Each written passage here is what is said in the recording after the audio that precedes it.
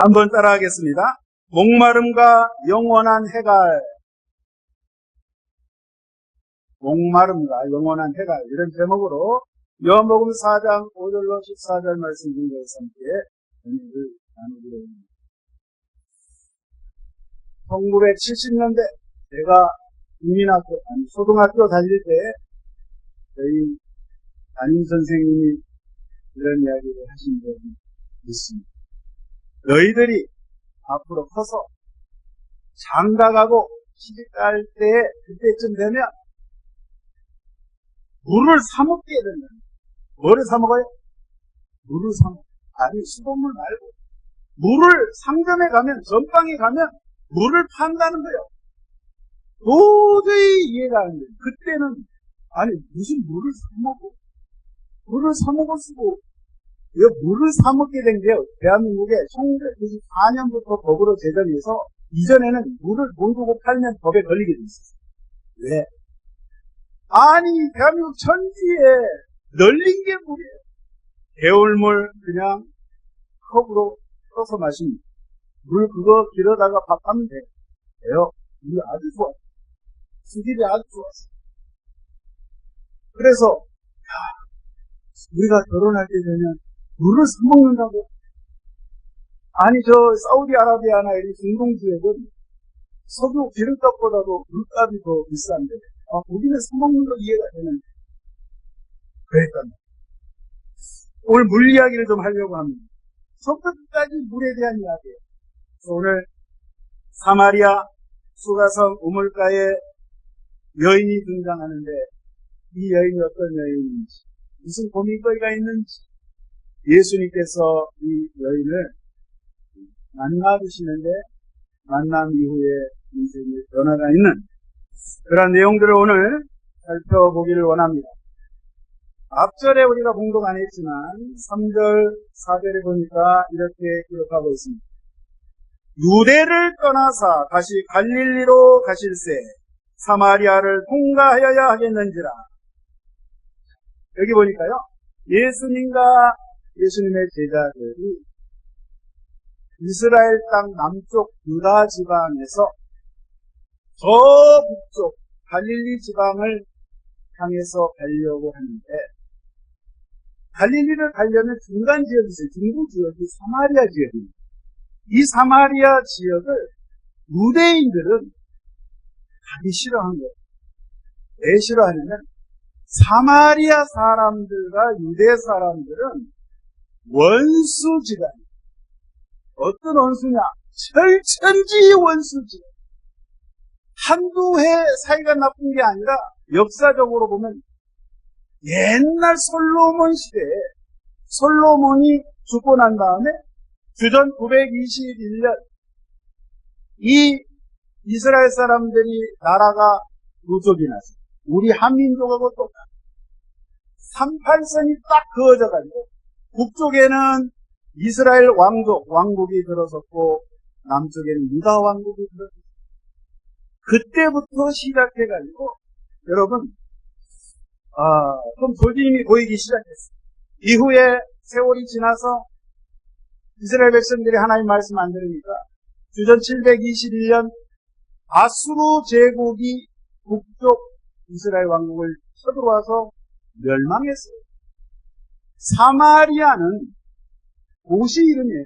그러니까 우리로 말하면 저 북한의 평양에 해당되는 게 사마리아인데 이 이스라엘이 멸망하니까 사마리아 지역에 있는 사람들 포함해서 다 아수르로 끌려가고 아수르에 있던 이방 민족들이 그 사마리아 지역에서 살다 보니까 피가 섞인 거예요. 보녀라가 태어나요. 생긴 게 벌써 딱 틀려. 말투도 다르고 말도 이상하게 그쪽 말하고 쓰다 보니까 벌써 지나간 사람 딱 보면 압니다. 더 중요한 거는 뭐냐? 결통적인 문제도 있지만 야훼 하나님을 믿는 이 신앙이 혼합신앙이 돼버린 거예요. 그러니까 남쪽의 유대인들이 생각할 때는 도저히 있을 수 없는 일이에요. 근데 이후에 또 주전 586년에 남쪽의 유다 왕국도 바벨론 제국에 의해서 멸망합니다. 그러니까 이방 민족하고 막 섞여져 살다 보니 난리가 아니죠. 또 세월이 흘렀습니다. 이제 바벨론 제국에서 포로로 끌려갔다가 다시 고국에 돌아왔습니다. 그래서 주전 450년경에 성벽을 다시 건축을 합니다. 에스라 느헤미야 시대 때 하나님께 예배드린 성전이 다 무너졌기 때문에 그 성전을 다시 짓고 다시 재건을 할 때에 사마리아 지역에 있는 사람들이 제의를 합니다. 성전을, 예루살렘 성전을 짓는데 우리가 돕기를 원한다. 그러니까 유대 사람들이 뭐라고 한지 아세요? 재수 없는 사람들 저를 꺼져라. 뭐라고요? 재수 없다는 거예요. 왜? 너희는 부정한 사람들, 너희는 정통 하나님의 백성이 아니다. 이미 너희들의 몸과 마음과 정신과 온 영혼은 이미 오염됐다. 절대 성전을 재건하는 일에 참여하지 말라. 내쫓아버렸어요. 그러니까 사마리아 사람들이 너무 원통하고 절통한 거예요. 자기네들을 너무 핍박하고 무시하니까 그래? 그러면 우리 따로 예배 드린다. 그래가지고 세겜 땅 그리심산 거기에다가 자기들만 모여서 예배드리는 성전을 짓습니다. 그러니까 예배 장소가 서로 다른 거예요. 그래 또 세월이 지나가지고 주전 128년경에 여러분 유대 하스모니안 왕이 가만히 보니까 저 사마리아 사람들 저 엉터리거든. 뭐 가짜 성전을 지어놓고 하나님께 예배드린다고 엉터리. 하나님의 말씀도 다 엉터리. 그래가지고 군대를 일으켜가지고 그 그리심산에 있는 성전을 파괴합니다. 다 불태워버립니다. 거기 있는 제사장들을 싹 다 죽입니다. 여러분 사마리아 사람들 입장에서는 어떤 감정이겠어요? 너희 유대인들과는 도저히 함께할 수 없다. 영원히 같이 할 수 없다. 얘는 끝이다. 그래가지고 서로 상종을 안 합니다. 오늘 말씀해 보면 쳐다보지도 않고 만약에 유대 사람들이 사마리아 지역을 무슨 일 때문에 불렀단 말이에요. 물 한 잔 얻어먹기가 너무너무 힘들어요. 그러니까 자기 먹을 것 자기가 싸들고 가요. 네. 집에 들이지도 않고 인사도 안 하는 그런 상황 가운데 여러분 예수님께서 지금 이 사마리아 지역을 가십니다. 당시의 사람들이 북쪽 갈릴리 지역을 유대 사람들이 갈 때에는 지중해 그 바닷가 해안선을 따라 이렇게 지름길로 올라가든지 아니면은 동쪽 그 요단강 그쪽으로 이렇게 돌아서 왕에 돌아가는 그런 길이 있어요. 그쪽 길로 좀 멀지만 돌아갑니다. 절대 가운데 길로 안 가요. 근데 예수님은 일부러 이 길을 택하셨어요. 그래서 제자들과 함께 지금 사마리아 성을 향해서 가는데, 그럼 우리가 지난주에 니고데모에 대해서 우리가 말씀을 나눴어요. 니고데모는 어떤 사람이었어요? 유대 관연이었어요. 신분이 높은 사람이에요. 학식이 있는 사람이에요. 딱 외모를 봐도 입은 옷이 달라. 세련됐어.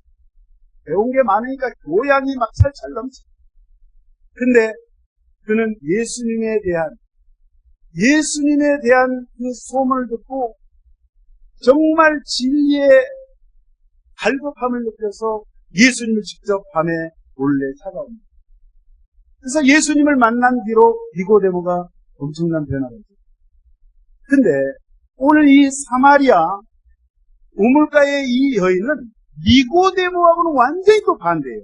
신분도 천한 신분, 사마리아 사람이죠, 또 여성이죠, 배운 것도 없죠, 가정은 풍기 박산났죠. 정말 인생이 누구에 말할 수 없는 기구한 인생이에요. 상처투생이에요.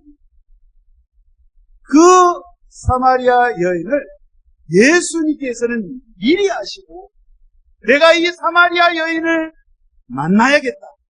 일부러 예수님께서 이 여인을 만나기 위해서 이 사마리아 이쪽으로 주님을 보시는데 한번 보도록 하겠습니다. 말씀드리는데 여러분 여기 끝부분에 보니까 4절 사마리아를 통과하여야 하겠는지라 따라하겠습니다. 통과하여야 하겠는지라 통과했습니다. 그러면 좋은데 통과하여야 하겠는지라 뭔 말이에요? 내가 반드시 이 사마리아 지역을 가야 된다. 갈 이유가 있다. 이 여인을 만나기 위해서 예수님이 시간에 맞춰서 모든 것을 다 포기하고 모든 일정을 이 여인을 만나기 위한 시간으로 주님께서 그렇게 일정을 짰습니다. 그래서 예수님께서 오늘 말씀해 보니까 옛날에 뭐 차가 없었잖아요. 걸어서 제자들과 함께 그 중동의 때 앞에 얼마나 덥습니까? 40도, 45도, 52도까지 올라갑니다. 예수님께서 그 길을 가셨을 때 너무 힘든 거예요. 너무 지친 거예요. 피곤하신 거예요. 그래서 사마리아 그 성 거의 당도했을 때 수가성 옆에 우물이 있는데 우물가에 예수님이 펄썩 주저앉으셨어요. 그래서 제자들은 지금 먹을 걸 사러 지금 동네에 지금 내려가요. 예수님 홀로 계시는데 어떤 여인네가 지금 물동이를 이고 이 우물가에 쫙 나타났어요. 그런데 딱 보아하니 이 여인은 사람 만나는 것을 싫어하는 거예요. 왜요? 그의 인생이 피고해요. 누가 볼까봐. 여러분 오늘 시간을 보니까 우리 시간으로 정오예요. 정오. 난 12시쯤 됐어. 보통 물을 기르면 시원할 때 와서 여자들이 기릅니다. 그래서 아침 일찍 오든지 저녁 늦게 오든지 이렇게 시원할 때 오는데 그때 앞에서 지금 이 여인이 이런 물 항아리를 가지고 물 들고 왔어요. 딱 예수님과 마주쳤어요. 요즘 말로 딱 걸린 거예요. 그러나 예수님은 이미 이 여인을 알고 지금 말씀하십니다. 예수께서 물을 좀 달라 하시니 9절에 보니까 이 여자가 이야기합니다. 당신은 유대인으로서 어찌하여 사마리아 여자인 나에게 물을 달라 하시나이까. 여러분 대낮에 그것도 예수님도 지금 30대 후반이니까 젊은 남자 아닙니까? 유대인으로서 남자로서 남녀가 지금 만납니다. 근데 여자 입장에서는 이때 문화에서는요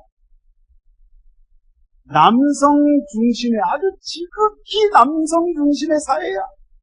모든 것이 남자들이 결정하고 여자들은 무시를 당하고 공부도 시키지 않았어요. 숫자를 파악할 때 개수에 숫자 들어가지도 않아. 남성 중심의 그런 사회였기 때문에 엄청나게 억울하고 모욕을 당하고 대접도 못 받고 결혼을 해도 정말 인권이라는 건 없고 그런 사회 가운데 사는데 혹시 남편이 모르는 처음 보는 남자하고 대화를 한다? 물을 떠서 준다? 이거는 의심의 소재. 네? 오해할 수가 있어요. 그렇지 않아요? 그런 상황 가운데 지금 이 여인이 이야기하는데요. 아니 당신은 딱 보니까 말투도 그렇고 옷을 입은 것도 그렇고 유대인인데 사마리아인 여자에게 나에게 물을 달라고 왜 하십니까? 원래 상종 안 한다 그랬잖아요. 큰일 납니다. 그랬을 때 여러분 예수님 말씀하십니다. 10절 보니까 네가 만일 하나님의 선물과 또 내게 물 좀 달라 하는 이가 누구인 줄 알았더라면 네가 그에게 구하였을 것이요 그가 생수를 내게 주었으리라. 네가 하나님의 선물이 무엇인지 모르고 지금 물을 달라 요청하는 이 사람이 누구인지를 네가 모르고 있구나. 여러분 이 말씀은 무슨 말씀이냐면요. 예수님이 즉 육신적으로는 지쳐하고 있어요. 그래서 우리가 마시는 H2O 물, 생수병의 물, 그 물을 좀 달라 했어요. 그런데 예수님 보실 때는 이 여인은 그 물을 떠나서 영적으로 너무너무 갈급해하고 있는 영적인 생수가 필요한 그 사람이 바로 이 여자인데, 예수님 하시는 말씀은 내가 딱 보니까 너의 모습, 너의 말하는 음성, 그 목소리, 그 톤, 그리고 너의 눈빛, 너의 몸짓을 내가 보니까 내가 누구인지, 네가 누구인지 내가 너를 안다. 너에게는 하나님의 선물이 필요하다. 너에게는 진정한 생수가 필요하다. 이 말씀을 하고 계십니다. 그리고 오늘 이 말씀은 하나님의 선물은요, 생수를 말하는 거예요. 로마서 6장 23절에 보면 하나님의 은사는 선물을 말합니다. 하나님의 선물은 우리 주 예수 그리스도 안에 있는 영생입니다. 따라하겠습니다. 하나님의 선물은 영생이니라. 예수 그리스도 안에 있는 영생이니라. 이 말씀입니다. 근데 이 여자가 말을 잘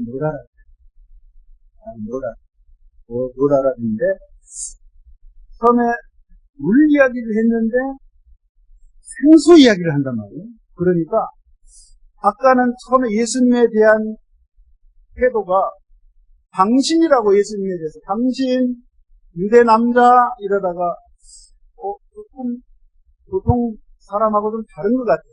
그래서 뭐라고 하냐면 여기서는 큐리의 주님이요 이렇게 표현을 합니다. 점점 예수님과 깊이 있는 대화가 이루어지고 있는데 11절에 이렇게 이야기를 합니다. 여자가 이르되 주여 물 기를 그릇도 없고 이 우물은 깊은데 어디서 당신이 그 생수를 얻겠사옵나이까. 이 여자가 생각할 때 예수님이 말씀하신 그 생수를 어떻게 생각했냐면요, 영적인 물로 생각한 것이 아니라, 아하! 예수가 지금 이야기하는 그 생수는 저 지하 깊은 곳에서 그 안반수 있죠. 그 바위 밑에 정말 그 깊은 곳에서 보여있는 그 물을 뽑아내서 나를 준다. 그걸 이야기를 하는 거예요. 그러니까 이 심층 생수죠. 그 안반수를 당신이 무슨 대으로 나에게 그 물을 줄 수 있냐? 여기 딱 보니까 그 물을 기를 그릇도 없고 요즘처럼 말이야 전기로 그냥 양수기로 그냥 물을 뽑아내가지고 어떤 특수 드레박이 있는 것도 아니고 뭔 제대로 당신이 저 깊은 곳에 있는 물을 뽑아내서 나한테 줄 수 있나이까? 말을 못 알아듣고 있는 거예요. 근데 예수님의 이 생수의 의미는 영적인 하나님의 말씀이고 예수님 자신을 말하는 줄로 믿습니다. 근데 이 사마리아 여인은요, 말을 못 알아듣는 이유가 있어요. 왜냐하면 유대인들과 달리 하나님의 말씀 성경을 사마리아 사람들은 모세 오경만 가지고 있어요. 예언의 말씀이 없어요.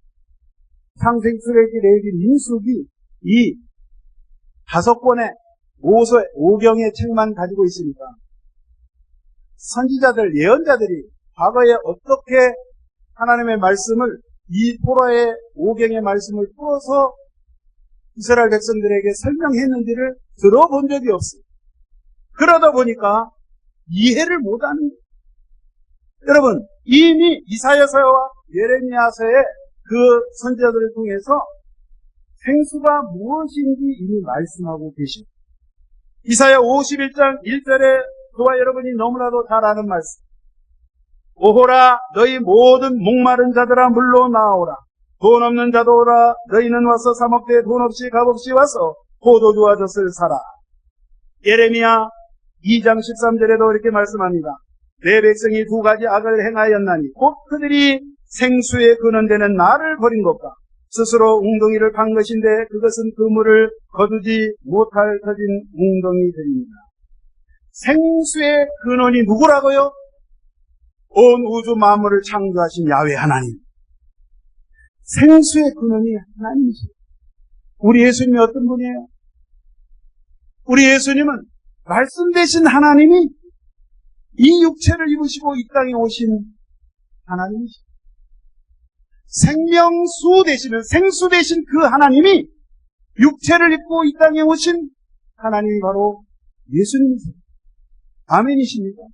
빛 되신 그 하나님께서 이 어둠 가운데 죽어가는 저와 여러분을 향하여 일부러 찾아오셔서 우리에게 강명의 빛, 영생의 빛, 생명으로 우리 주님께서 다가와 주셨다 이 말이에요. 그래서 이 여인이 말씀을 모르니까 이해를 못하는 거예요. 그래서 저와 여러분이 성경 공부, 하나님의 말씀을 묵상하고 공부하는 게 그렇게 중요한 거예요. 그냥 예배 드리는 걸로 끝나고 평상시에 예배 시간 외에 성경을 보지 않는다? 그 문제가 있는 거예요. 하나님의 말씀을 알아야 돼요. 이 사마리아 여인이 하나님의 말씀을 모르고 있었던 거예요. 그러니까 예수님께서 이 영적인 의미 있는 이야기를 해도 눈에 보이는 마시는 물, 물질적인 것만 눈에 보이고 들리는 거예요. 바라옵기는 저와 여러분들이 정말 하나님의 말씀을 통해서 영적인 사람들이 되시기를 주의 이름으로 축원드리겠습니다. 할렐루야. 그러니까 오늘 이 말씀은 하나님의 선물, 다시 말씀드리면 생수라고도 할 수 있고 성령을 의미하는, 할렐루야. 그래서 이런 가운데 이 여자가 또 이야기를 합니다. 이 우물은 우리 조상, 사마리아 사람들의 조상도 될 수 있고 유대 사람들 전체의 조상이고, 나라가 나눠지기 전에 야곱이 또 그 아들 요셉에게 준 그 우물이었습니다. 그때는 우물 많이 팠잖아요. 그래서 이 우물에서 그와 그 후손들과 가족들이 마시고 그랬는데, 당신이 야곱보다, 요셉보다, 우리 조상보다 더 대단한 사람입니까? 더 큰 자입니까? 지금 그 이야기를 하는 거예요. 예수님께서 오늘 아주 핵심적인 말씀을 말씀하고 계십니다.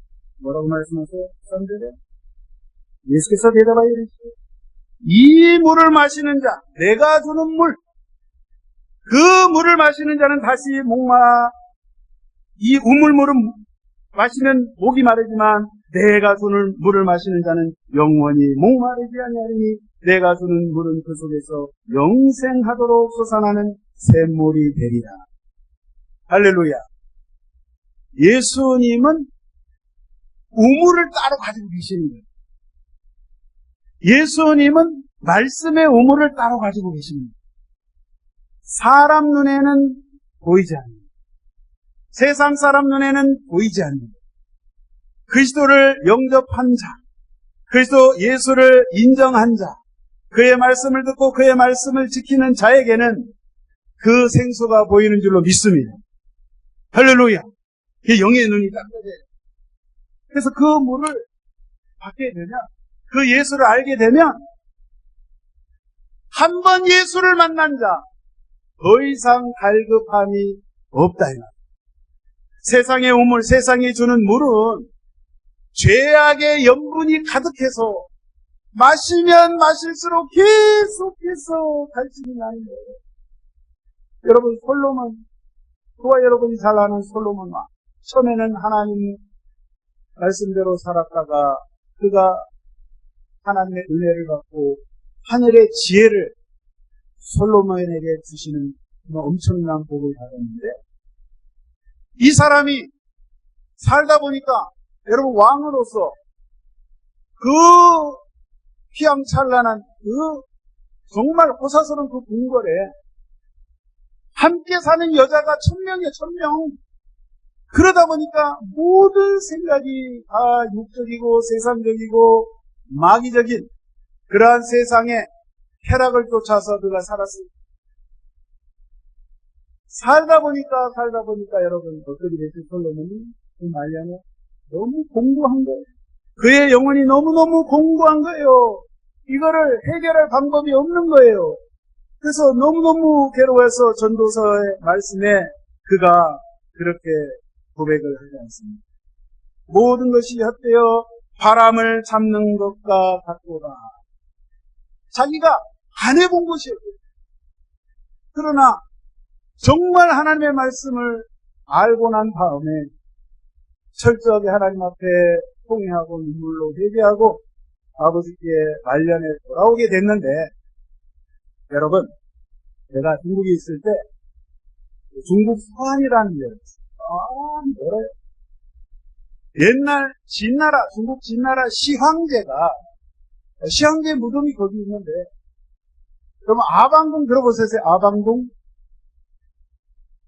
뭐 들어보셨어요? 시황제가 살았던 궁궐을 아방궁이에요. 우리가 우스갯소리로, 야, 여기 아방궁이구만. 그러면 솔로몬 시대 때 궁궐처럼 없는 게 없을 정도로 아주 그렇게 제대로 갖춰놓고 살았던 그 궁궐인데, 제가 그 아방궁을 한번 구경을 해보려고 가봤어요. 가봤더니, 여기 아방궁이 어디에 오래됐는지, 그걸 가요. 가봤어. 허허 벌판에 잡초만 자래. 아무것도 없어. 그 시황제, 진나라 진시황이 살았던 그곳, 흔적도 없이 살았어. 인생이 그렇다 이 말이에요. 인생의 부귀영화 공명이 그때뿐이다 이 말이에요. 자, 오늘 이 여인이요, 그렇게 이야기를 하고 있을 때 예수님께서 그 이야기를 합니다. 갑자기 남편 이야기를 합니다. 이 남편 데리고 와봐. 여인요, 남편 이야기만 하면 자다가도 경기가 안 된다.